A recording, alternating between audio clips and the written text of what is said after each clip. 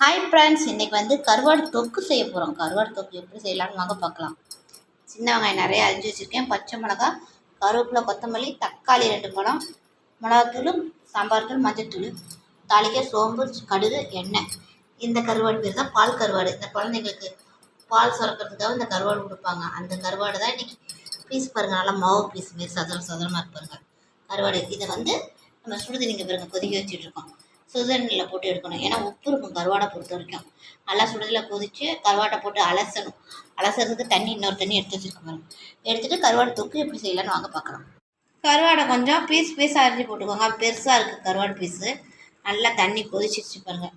உப்பு கருவாடை பொறுத்த வரைக்கும் கொஞ்சோண்டு போடுங்க, அந்த வெங்காய தக்காளிக்கு மட்டும். கருவாடை ஆல்ரெடி உப்பு இருக்கும்.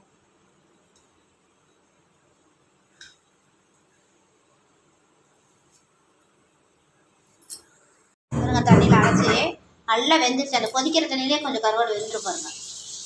இப்போ எண்ணெய் ஊற்றலாம் வாங்க. பரத்தட்டி பாருங்கள், எண்ணெய் காய போகுது.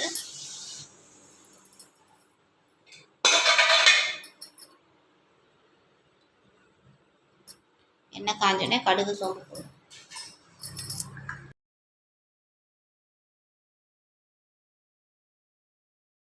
வெங்காயம் நல்லா பொன்னிறமாக வணங்கிச்சு. இப்போ தக்காளியை போட போகிறோம். இந்த வெங்காயத்துக்கு மட்டும் கொஞ்சோண்டு உப்பு.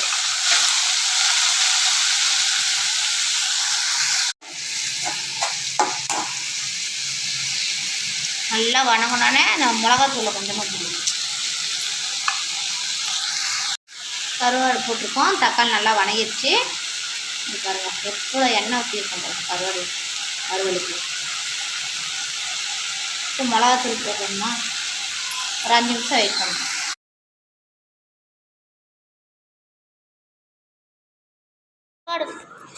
கருவாடு ஃப்ரை செஞ்சாச்சு. இந்த வீடியோ பிடிச்சிருந்தா லைக் பண்ணுங்கள், ஷேர் பண்ணுங்கள், கமெண்ட் பண்ணுங்கள். சுட சுட சாதத்தில் போட்டு பிணைஞ்சி சாப்பிட போகிறாங்க. ஹாய் ஃப்ரெண்ட்ஸ், கருவாடு தொக்கு ரெடி பண்ணியாச்சு. இந்த வீடியோ பிடிச்சிருந்தா லைக் பண்ணுங்கள், ஷேர் பண்ணுங்கள், கமெண்ட் பண்ணுங்கள். சுட சுட சாதத்தில் பிணைஞ்சி சாப்பிட்டு பாருங்கள், ரொம்ப டேஸ்ட்டாக இருக்கும்.